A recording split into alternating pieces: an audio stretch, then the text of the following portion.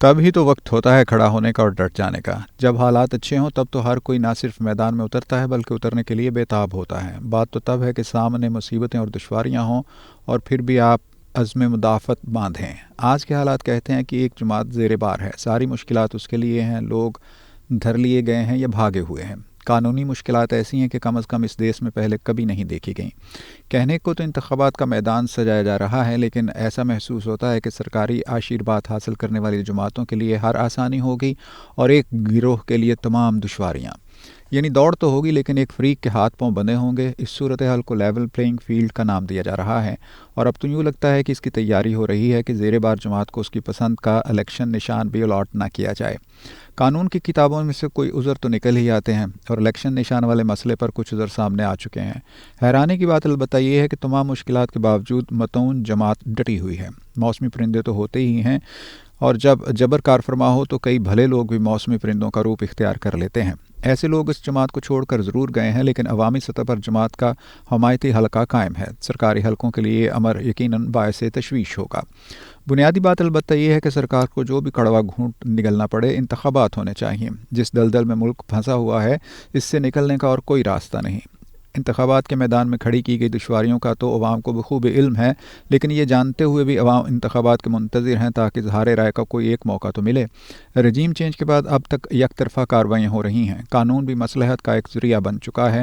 بہت حد تک عدالتیں بے اثر ہو کے رہ گئی ہیں، کیونکہ عدالتی نظام کے باوجود وہی کچھ ہو رہا ہے جو سرکار چاہتی ہے۔ لیکن الیکشن ہوئے تو تمام تر قدغنوں کے باوجود پرچی ڈالنے کا ایک موقع ملے گا، اور یہی ڈر ہے کہ بفرے ہوئے عوام کا فیصلہ معلوم نہیں کیا ہو۔ بہرحال یہ تو محض قیاس آرائیاں ہیں، کون جانے عوامی فیصلہ کیا ہوتا ہے۔ فیصلہ جو بھی ہو، وسوسوں اور اندیشوں پر قابو پانا چاہیے۔ بہت کچھ ہو چکا ہے، بہت کچھ کا مذاق اڑایا گیا ہے۔ اب ملک کو نارمل حالات کی طرف جانا چاہیے، اسی میں قوم کی بہتری ہے۔ البتہ ایک بات حیران کن ہے، محترم میاں صاحب کو ہر قسم کی ڈرپ لگ رہی ہے، ہر قسم کا ٹونک ان کے لیے مہیا کیا جا رہا ہے، لیکن پھر بھی چین نہیں آ رہا، نہ میاں صاحب کی جماعت کو نہ ان کے خیر خواہوں کو۔ زرداری صاحب فرما رہے ہیں کہ کوئی جماعت سادہ اکثریت نہیں لے سکے گی، اور آنے والے دنوں میں کوئی مخلوط قسم کی حکومت ہی بنے گی۔ اگر یہی کچھ ہونے کا خدشہ ہے تو پھر ساری ڈرپوں اور ٹانکوں کا کیا فائدہ؟ مقصد تو اس ساری مشق کا یہ تھا کہ میاں صاحب کو اتنی آکسیجن دی جائے کہ اکثریت میں سیٹیں جیت جائیں، لیکن تمام تر احتیاطی تدابیر کے باوجود ایسا ہوتا دکھائی نہیں دے رہا۔ تو پھر اکابرین ملت سے پوچھنا بنتا ہے کہ آپ کر کیا رہے ہیں اور کیا حاصل کرنا چاہتے ہیں۔ ایک اور حیران کن بات یہ ہے کہ سلاخوں کے اس پار ایسا کوئی واویلا نہیں مچایا جا رہا کہ ہم تکلیف میں ہیں، ہم سے برا سلوک ہو رہا ہے، ہمیں فلاں فلاں سہولیات سے محروم رکھا جا رہا ہے۔ کوئی ایسا شور نہیں سنائی دے رہا کہ صحت خطرے میں پڑ گئی ہے، پلیٹلیٹ کاؤنٹ ہمارا گر رہا ہے، اور علاج کے لیے ہمیں باہر نہ بھیجا گیا تو ہماری قیمتی جان کو خطرہ ہے۔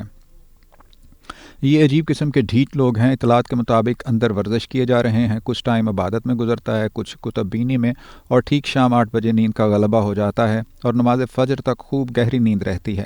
اٹک جیل جب خبروں کی زینت تھی تو یہ حیران کن خبر آئی کہ جیل کے حالات سے ہم مانوس ہو چکے ہیں، اور ہمیں یہاں سے کسی اور جیل میں منتقل نہ کیا جائے۔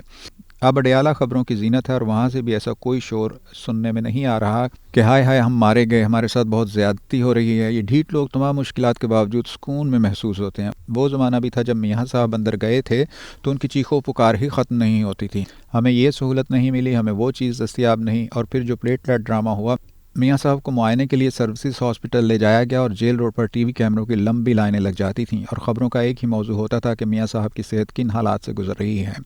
ماننا پڑے گا کہ یہ لوگ فنکاری کے ماہر ہیں۔ ایسا ماحول تب بنایا گیا کہ متعلقہ عدالت نے بھی باہر جانے کی اجازت دے دی۔ کچھ ہفتوں کی مہلت ملی تھی، اور جناب شہباز شریف نے 50 روپے کے اسٹامپ پر عدالت کو یہ ضمانت دی تھی کہ محترم میاں صاحب مقررہ وقت کے اندر ملک میں واپس آ جائیں گے۔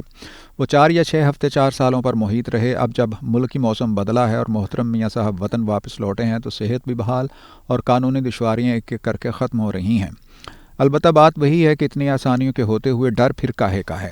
وسوسے اور اندیشے تو زائل ہونے چاہیے، لیکن نہیں۔ ملکی صورتحال تھوڑی گمبھیر ہے، عوامی موڈ کچھ خطرناک لگتا ہے، جیسے عوام کسی خاص لمحے کے انتظار میں ہوں۔ ٹی وی پروگرامز میں 1-2 بار کہہ چکا ہوں کہ گوگل میپ سے پاکستان کے تمام نقشے اتار لیے جائیں، اور پاکستان کے کسی قصبے یا شہر میں 2 کلومیٹر کا راستہ ڈھونڈا جائے جس میں نون لیگ کے محبوب قائدین بغیر سیکیورٹی کے پیدل چل سکیں، اور ایسا 2 کلومیٹر کا ٹکڑا بھی نہیں مل سکے گا۔ ہمارے کئی ٹی وی رپورٹر عوامی رائے معلوم کرنے کے لیے مائک لیے بازاروں میں نہیں گھومتے؟ کیا جوابات وہاں سے ملتے ہیں؟ یہ شیر دل لیڈر اتنی گھبراہٹ میں گرفتار کیوں ہیں؟ اب ٹرپوں اور ٹانکوں کے بعد اور کیا کیا جائے تاکہ ان شیر دلوں میں کچھ حوصلہ آ جائے؟ ہمارے ملک میں بہت کچھ ہو چکا ہے۔ قوم نے ایوب خان کو بھگتا، پھر یحییٰ خان کو، ضیاء الحق اور پھر مشرف کو۔ وہ ادوار بھی بیت گئے، کوئی چیز دائمی نہیں ہوتی۔ موجودہ حالات بھی گزر جائیں گے۔ ہاں، ایک چیز دائمی ہو سکتی ہے، نالائکی۔ اتنا تو ہے کہ ہم سے اپنے معاملات سنبھالے نہ گئے۔ کچھ اجتماعی ہنر ہوتا تو 75-76 سال اس طرح برباد نہ ہوتے، ملک کا کچھ تو بنا لیا جاتا، اقوام عالم میں کچھ تو عزت ہوتی۔ حالت یہ ہے کہ 76 سالوں کے بعد بھی سمجھ نہیں آ رہی کہ قوم کے حصے میں کیا ہونی چاہیے، قوم کے مسائل کا حل کیا ہے۔ آج کی حالت بھی دیکھ لیجئے، سب کو پتہ ہے کہ انتخابات سے کوئی چھٹکارا نہیں، کرانے پڑیں گے، لیکن ٹامک ٹوئیوں سے کام چلایا جا رہا ہے۔ مختلف اہداف حاصل کرنے کے لیے مختلف ٹوٹکے آزمائے جا رہے ہیں۔